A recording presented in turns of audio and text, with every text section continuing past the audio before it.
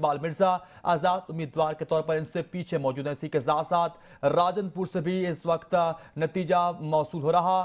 غیر حتمی غیر سرکاری نتائج کے مطابق NA 189 میں راجن پور سے اس وقت شمشیر علی مزاری اس وقت آزاد امیدوار کی حیثیت سے 28,983 ووٹ حاصل کر کے آگے موجود ہیں، جبکہ انہی کے مد مقابل سردار ریاض محمود PMLN کے رہنما اس وقت 22,785 ووٹ حاصل کر کے ان سے پیچھے موجود ہیں۔ راجن پور کا حلقہ NA 189 کی تفصیلات اس وقت ہمیں موصول ہو رہی ہیں، جس کے مطابق شمشیر علی مزاری آزاد امیدوار کی حیثیت سے 28,983 ووٹ حاصل کر کے آگے موجود، جبکہ انہی کے مد مقابل سردار محمد ریاض ان سے پیچھے موجود ہے۔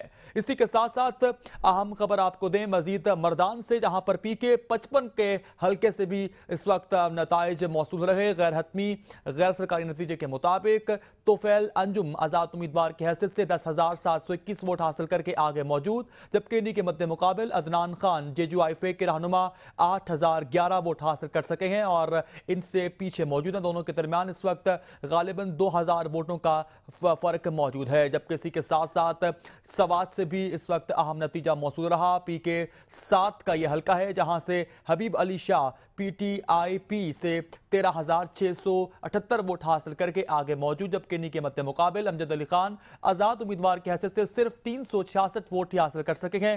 حبیب اللہ علی شاہ اس وقت 13,678 ووٹ حاصل کر سکے، جبکہ انہی کے مد مقابل امجد علی خان صرف 366 ووٹ حاصل کر سکے ہیں۔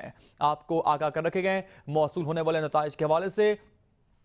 اس وقت نتیجہ موصول رہا چکوال سے، جہاں پر حلقہ ہے PP 20 اور اس PP 20 کے حلقے سے سلطان حیدر علی خان PMLN کے نمائندگی کرتے ہوئے 52,450 ووٹ حاصل کر کے آگے موجود، جبکہ انہی کے مد مقابل چودھری علی ناصر بھٹی آزاد امیدوار کی حیثیت سے 43,250 ووٹ حاصل کر سکے ہیں۔ دونوں کے درمیان کانٹے کا مقابلہ رہا۔ چکوال کا یہ حلقہ ہے PP 20 جو کہ انتہائی اہم حلقہ ہے چکوال کا، اور اس حلقے کے مطابق سلطان حیدر علی خان PMLN کی نمائندگی کرتے ہوئے 52,450 ووٹ حاصل کر کے آگے موجود ہے، جبکہ انہی کے مد مقابل بھٹی ان سے پیچھے موجود تھے۔ اور اسی کے ساتھ ساتھ آپ کو اپڈیٹ فراہم کریں جہلم سے، جہاں پر جہلم کا حلقہ NA 61 اس کے مطابق چودھری فروخ الطاف PMLN کی نمائندگی کرتے ہوئے 14,040 ووٹوں کے ساتھ آگے موجود، جبکہ انہی کے مد مقابل شوکت اقبال مرزا آزاد امیدوار کی حیثیت سے 13,433 ووٹوں کے ساتھ ان سے پیچھے موجود ہیں۔ دونوں امیدواران کے درمیان غالباً صرف 1,000 ووٹ کا فرق موجود ہے۔